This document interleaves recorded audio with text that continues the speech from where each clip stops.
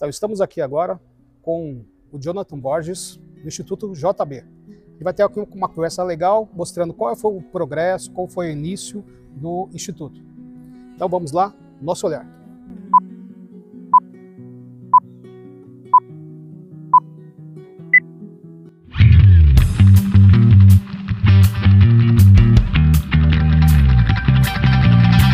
Então, começando aqui, eu queria conversar com o Jonathan aqui, perguntando como é que foi o início do Instituto, como é que ele começou nessa proposta. Primeiro, quero agradecer a você, Flávio, parabenizá-lo por esse projeto, por esse trabalho maravilhoso que você tem conduzido, de dar voz, ampliar a voz de pessoas que têm trabalhos como o nosso e diferentes campos de atuação também. Eu sou coordenador geral do Instituto. Ele começa pela experiência que eu tive enquanto atleta, ex-atleta, joguei por 12 anos nas categorias, ditas categorias de base, como goleiro, e daí que vem o nome Instituto JB12, que representa 12 anos que eu me dediquei ao esporte de base e profissional. O projeto ele vem de uma percepção que eu tinha, primeiro que no território onde eu morava não havia oferta de práticas esportivas gratuitas, então era escassa as oportunidades, de tal modo que existia muitas crianças que gostariam de praticar esporte, mas não tinha espaço para praticar. E eu tive a oportunidade de ter acesso, fora do território para poder jogar, para poder me preparar.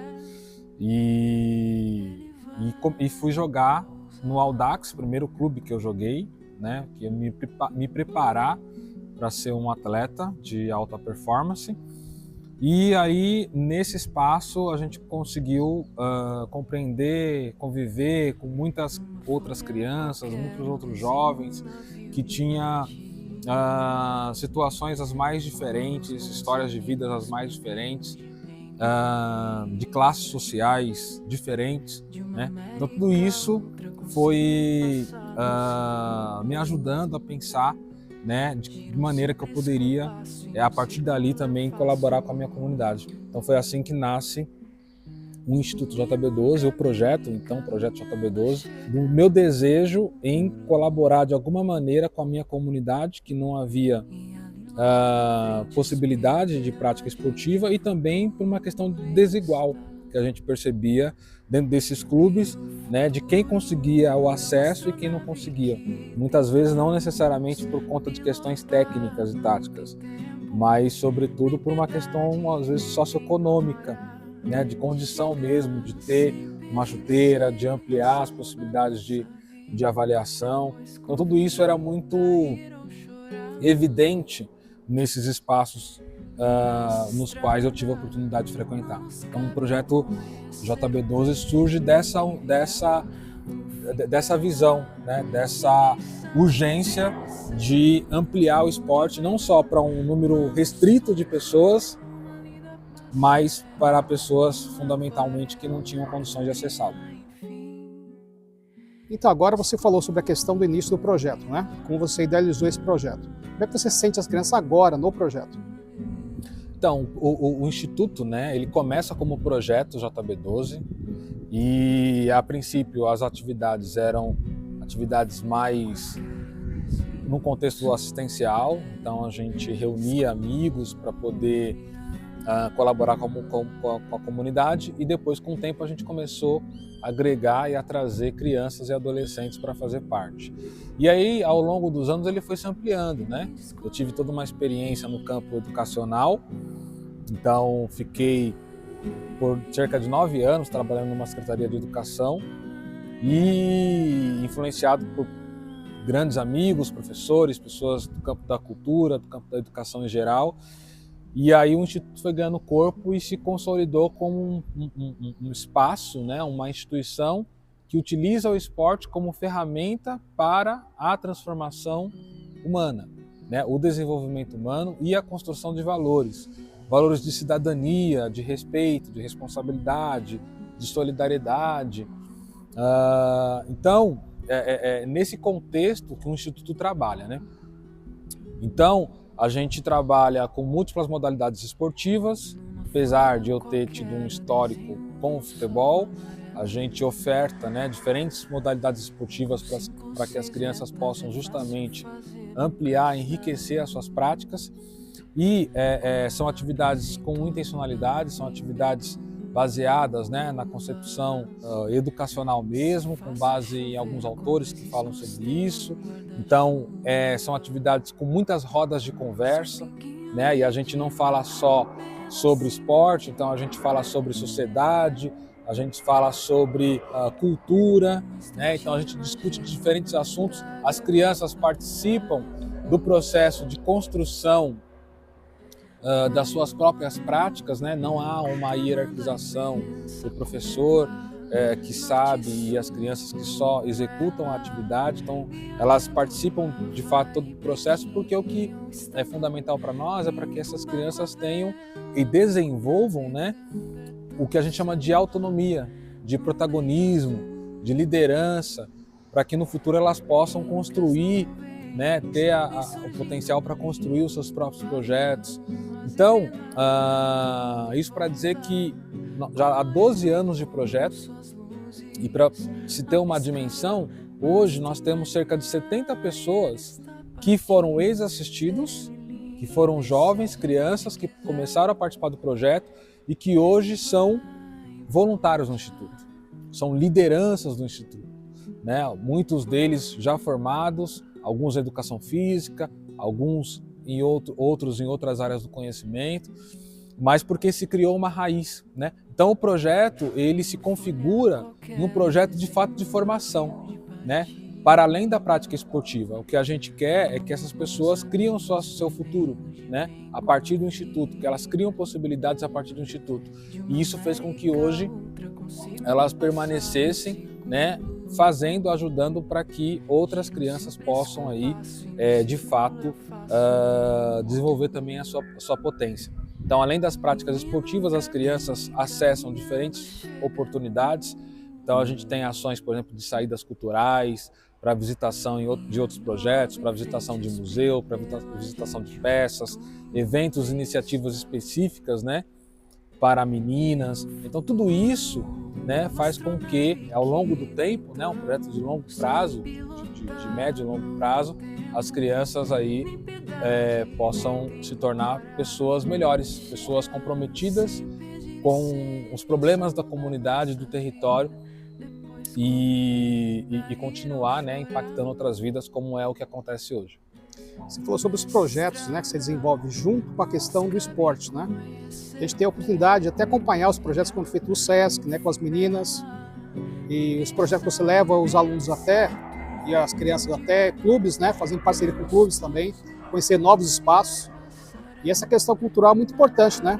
Então, lá fora, além da questão da esportiva, a questão cultural e a pessoa no seu integral, né? Exatamente. E a gente acredita muito, Flávio, no trabalho em rede, né? Então, eu tenho aqui a possibilidade de ter uma parceria com a Escola Estadual Professor Odete Fernandes já desde 2018, assim como outras escolas do território também, assim como o Conselho Tutelar da região aqui do Tabuão, assim como a UBS, né, a Unidade Básica de Saúde Estado de Martins, assim como a Universidade de Guarulhos, por meio do seu departamento de psicologia e os seus departamentos de saúde em geral, assim como os comerciantes aqui do território. Ou seja, então existe um ditado africano muito importante que eu gosto de trazer, que para se educar uma criança é necessário toda uma aldeia. Então é nessa concepção, né, com esse espírito de comunidade, de coletividade, que a gente procura atuar aqui. Ninguém faz nada sozinho, né? O Instituto não consegue atuar sozinho, a escola não consegue atuar sozinho. A gente precisa criar, de fato, uma rede de proteção para essas crianças, para que elas se sintam acolhidas, né? Para que elas tenham alternativas, né? E pessoas ali para dar suporte, para apoiá-las para o seu desenvolvimento integral, né? Então, o trabalho em rede para a gente ele é fundamental. Então, é por isso que a gente estabelece essas parcerias, né? E enriquece a experiência, né, dessas crianças, né? Então, para você ter uma ideia, embora eu tenha uma história com o futebol, e o Instituto começa inicialmente com o futebol, hoje ele tem múltiplas modalidades e muitas crianças se descobriram a partir da experiência de praticar outra modalidade no Instituto.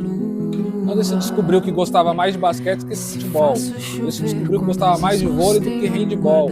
Mas por quê? Porque justamente teve essa oportunidade de praticar, né? Assim como se descobriu em outras áreas que não necessariamente o esporte. Agora perguntando para você, assim, quais são as novas propostas, né, objetivos do Instituto agora? Você já tem ele já formado, já tem um grupo de pessoas, adolescentes que já frequentam. Quais serão as novas propostas, novos objetivos que você tem? Então, institucionalmente falando, nós, como JB12, temos grandes metas, né? Então, uma das metas é, evidentemente, cada vez mais fortalecer a nossa rede de apoio, né? De tal sorte que a gente possa profissionalizar no sentido de sustentabilidade, né? No sentido de contratar algumas pessoas que foram formadas aqui e que permaneceram aqui. Eu acho que isso é um grande desafio do Instituto, né? Então, porque com essas pessoas a gente consegue cada vez mais ampliar, inclusive, o nosso atendimento. Então, acho que esse é um grande desafio que a gente tem tido. A gente tem algumas possibilidades a partir daí. Então, a gente tem atuado muito com leis de incentivo federal ao esporte. Então, a gente tem leis aprovadas que agora a gente parte com o processo de captação para além dos parceiros que nós temos vigentes. Então, existe essa possibilidade.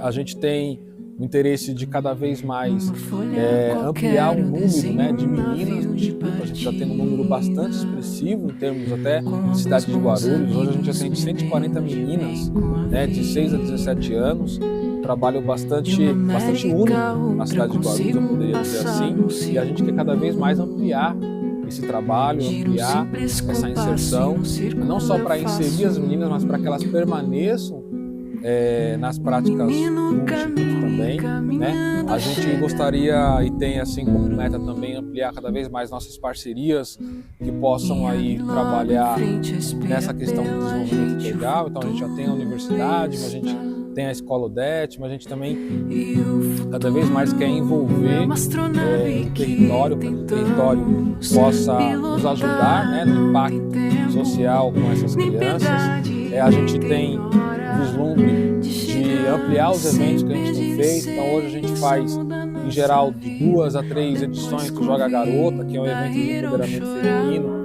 E ele é um evento importante, porque a partir da realização dele, a gente consegue incluir cada vez mais meninas que enxergam num projeto um lugar seguro, um lugar que acolhe elas. Então, se a gente consegue ampliar esse evento, automaticamente a gente consegue também ampliar a inserção de meninas. Futuramente, de repente, até levar o trabalho do Instituto para outros territórios. Então, hoje nós estamos localizados no Jardim Bela Vista, atendendo 220 crianças e adolescentes, né, meninos e meninas de 6 a 17 anos. E a gente tem como meta futura também ampliar esse trabalho, né, levar para outros territórios, para outros bairros aqui do entorno, né, porque a criança tem, né, em todo lugar, em todo território, mas não necessariamente tem as condições para que ela possa se desenvolver, principalmente voltada ao esporte. Guarulhos é uma cidade enorme, mas tem poucos espaços esportivos, né, orientados para que elas possam se desenvolver ali. Então essas são algumas das metas que o Instituto tem para o futuro. Agora, eu queria perguntar uma coisa para você. Qual o seu olhar para a vida? Olhar para a vida. A vida é muito bela, a vida precisa ser vivida, mas vivida com responsabilidade, com liberdade, mas não há liberdade sem responsabilidade. Nem tudo que eu posso eu devo fazer. Então há uma questão moral aí. E eu acho que a gente precisa viver e entender que a vida ela é coletiva. Ela não é individual, né? Eu não consigo viver numa sociedade, e eu não sei como as pessoas conseguem viver numa sociedade desigual, né? Onde poucos têm muitos e muitos têm pouco ou quase nada, né? Então eu acho que isso vem de um senso que deveria ser pessoal das pessoas, né? De entender que não se vive sozinho, que você depende das outras pessoas, que aquilo que você come alguém produziu, que aquilo que você veste alguém produziu, né? Então eu acho que a vida ela precisa ser vivida com mais solidariedade, né? Resgatar as culturas antigas, né? Que viviam, muitos deles. Eu gosto muito, por exemplo, do exemplo das aldeias indígenas, né? Que muito se preserva até hoje, de como que é a cultura ali local, em que existe um senso de solidariedade, um senso de viver com o mínimo, né? No sentido de não é com o mínimo, com o necessário, né? Se viver com o necessário para se viver melhor, né? Uma vida sem exageros. Então eu acredito muito nisso. Acho que a vida ela é coletiva, a vida é rica, né? Ela é prazerosa e a gente desfruta da vida porque outras pessoas possibilitaram que a gente vivesse isso, né? Eu não consigo imaginar uma vida isolada, uma vida sozinha. Então acho que é um pouco isso que eu penso. Então agora agradecendo o Jonathan pela essa história, essa bela história, né? De trabalhar com a comunidade, trabalhar com as crianças e ajudar na formação dessas pessoas, né? Realmente serão cidadãos que vão criar neste mundo um lugar melhor. Eu que agradeço, Flávio, mais uma vez a oportunidade, esse espaço para poder falar com seus interlocutores. Espero que vocês que estão aí ouvindo possam vir em algum momento conhecer o projeto, conhecer o trabalho que a gente vem desenvolvendo e até participar. Então, nosso olhar tem esse papel, né? Trazer pessoas que desenvolvem histórias que mudam a vida de pessoas, tá? Então, até o próximo vídeo nosso. Até mais, muito obrigado.